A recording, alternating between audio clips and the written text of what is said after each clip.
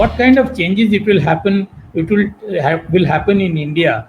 Do you think Indian exporters will get paid in stable coins and will be forced to accumulate stable coins and do transactions in stable coins? Well, if you look at the current situation, an Indian exporter can negotiate with his buyer overseas and ask for payment in US dollars or in Indian rupees or in some other currency, depending, of course, on the Indian legal regulations surrounding foreign trade. And he then has a choice of converting, if he receives dollars, into rupees or holding them to pay for other activities that require dollar payments. So in a sense, stable coins are no different from receiving US dollars that are put into a bank account. Stable coins are US dollars in digital form. The difficulty, I think, arises in that Indian law might have a great deal of clarity about how traders and exporters and importers deal with their foreign exchange activities. So there's very clear regulations there. But stable coins are new. And so you may have the ability to hold those stable coins in an account that is not as easily visible to Indian authorities. And so that will become a question for the Indian administration, government, to think about how should stablecoins be incorporated in existing legislation governing foreign trade, foreign exchange transactions. In your opinion, do you think that India should accept stablecoin as a measure of, as a method of transaction and go with it, or try to resist it, either of the two situations? Are you talking about specific exporters, business people? Do you think the Indian government should make laws to allow stablecoin being used for transactions? As I said, the main issue is how will the stablecoin be accounted for after the payment has been made? I don't think there's any reason to separate transactions in stablecoins from transactions in US dollars. They're ultimately US dollars. But the issue becomes, after the transaction is completed, what happens to that stablecoin? Is it recorded and transparently shown as a receipt, as a receivable on the part of the exporter?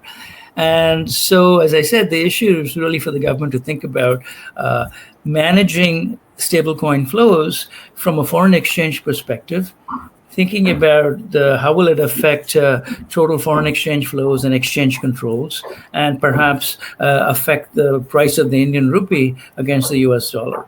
So that will be, I think, some of the governing issues that will determine how these should be legislated.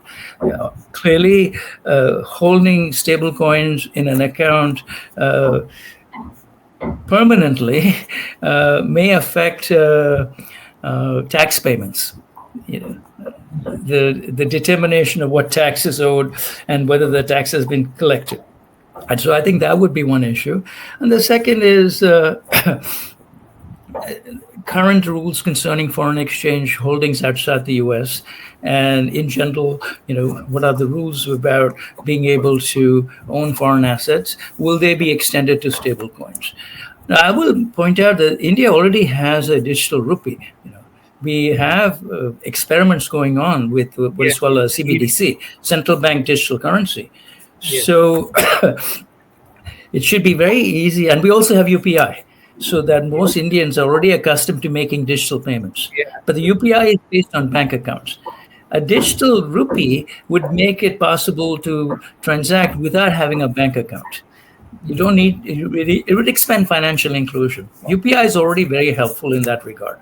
But having a digital rupee would make it very similar to having a US dollar stablecoin, because the digital rupee would be tied to the Indian rupee, and the Indian CBDC experiments would be very much in line with what's going on. And so this is a good question to ask. What is the relationship between a central bank digital currency, a CBDC, and a stablecoin? Stablecoins are private. Private companies issue stablecoins. CBDCs are issued by the government. And so going forward, if India becomes formally issues an Indian CBDC, the question for the Indian environment, economic environment, will be what will be the relationship between the Indian official digital rupee, the CBDC, and rupee-based stablecoins. And I think what will happen there is you'll have wholesale CBDC issued by the Indian government to certain financial institutions, the major financial institutions, just like in China, where China has the same idea. And then each individual financial institution can issue a stable coin of its own against that holdings of CBDC and other safe liquid deposits. So it is quite possible that the development of a US dollar stablecoin will stimulate the massive, the full-scale launch of an Indian CBDC and the development of what I would call a hybrid CBDC environment. We'd have a CBDC sitting on top of private stablecoins issued by Indian financial and non-banking financial institutions. So there is a problem of transparency as far as stablecoin is concerned. As far as the global flow of stablecoin is concerned, there is an issue of transparency. In what way do you mean issue of transparency? If you are using stablecoin for cross-border trades, yeah, instead of USD, which passes through New York or which passes through the banking system. Right. You're right. So I think that's where the regulations come in. What will be the disclosure? See, in the U.S. Genius Act, all stablecoin issuers must comply with KYC, so that a U.S. stablecoin issuer cannot issue a stablecoin to a person without having a KYC and AML, anti-money laundering, and know your customer already done. So we already have in India KYC. So it's not going to be difficult to say we were going to introduce or expand or extend that KYC requirement to all stablecoin transactions also, whether it's done in US dollars or euros or Indian rupees, whatever the underlying fiat currency.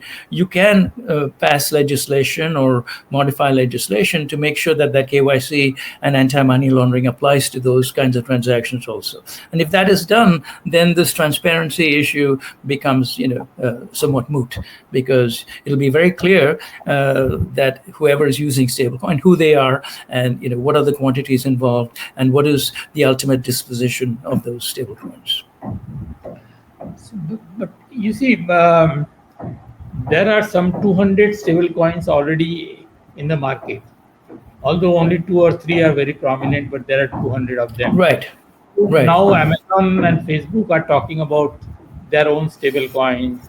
Elon Musk is talking about the stablecoin. Donald Trump has a stablecoin. So are we creating a situation which will be very confusing, and the consumer doesn't know which to buy and which to sell?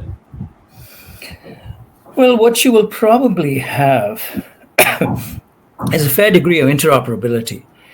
As long as there are stablecoins that are following the legislation and are audited and certified on a regular basis as compliant with the regulations, there is really no reason why one stablecoin cannot be immediately traded for another on the exchange. The question would be transaction trading costs. Are there trading costs involved? So is there a small cost attached to exchanging, let's say, a US dollar stablecoin issued by Amazon for one that is issued by Citicorp, right? Other than that, there should be no difference. But you're right that over time, it'll be untenable to have so many different stablecoins. What will happen, I think, is just like with search.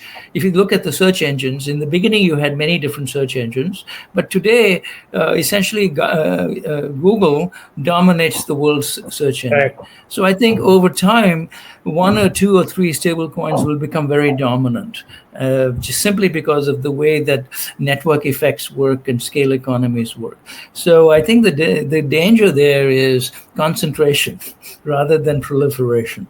What will happen is if only 2 or 3 stablecoins dominate US dollar digital currencies, and will there be too much power in the sense of of data privacy being somewhat contravened, and information about economic transactions of individuals and entities available to the stablecoin issuer.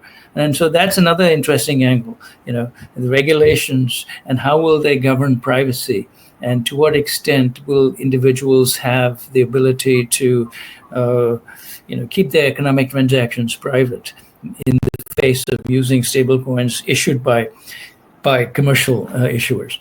See, a CBDC, as I said, is a government-issued stablecoin in a sense, and one of the reasons why the U.S. is very much against or opposed to a U.S. CBDC is they do not want or do not have the perception that if you have a government CBDC, the U.S. government will know a lot about individuals' economic transactions. By the same token, if it is a private stablecoin being issued, the private issuer would have that information. So I think more broadly, there is the question of, as these stablecoins become fairly dominant in commerce, how will the underlying information be managed? And how long will that information be kept? Will it be individually identifiable? And are there going to be some roll-on effects? Let's take the example of China. China. If I just can interrupt, maybe another 2 or 3 minutes, and then we'll need to stop. Yes, okay? Yes. Yeah. So you see, the Genius Act is not stopping a foreign company or a country from issuing a stable coin. And China has more treasury bills than, let us say, Amazon. What if China or Russia or United Kingdom issue their own stable coins? Well, of course they'll be issuing them. Of course they'll be issuing them for domestic use. And then the question becomes, for cross-border use, which currencies will be popular? And so if I'm a UK issuer, I'll issue stablecoins in pound sterling, which can be used domestically within England, and maybe in transactions with Europe, where European customers and banks and merchants will accept a pound sterling, and similarly perhaps with the UK, with the US, right? It all depends upon, if I'm a merchant, I want the business. I don't want to lose business. So I will accept a means of payment which I think will help me retain customers, but which are safe, so that I don't lose money on the transaction. I will be making sure that I can realize the proceeds. So I think strong currency stablecoins can coexist, but weak currency stablecoins will have a problem, because people will be unwilling to use them and start wanting to use. The Genius Act is very specific that it has to be an USD. Yeah, but that's because it's a U.S. stablecoin. It's governing U.S. stablecoin issuance. It doesn't really say. In fact, I think the Genius Act is quite clear on allowing or pointing out the need for coexistence with stablecoins in other jurisdictions. It's not saying that we will not accept any other stablecoin. All they're saying is U.S. dollar stablecoins can be issued under certain circumstances, and these are the circumstances. Thank you very much. Very helpful. Lot of insights. I'm very sure our audience will enjoy listening to you.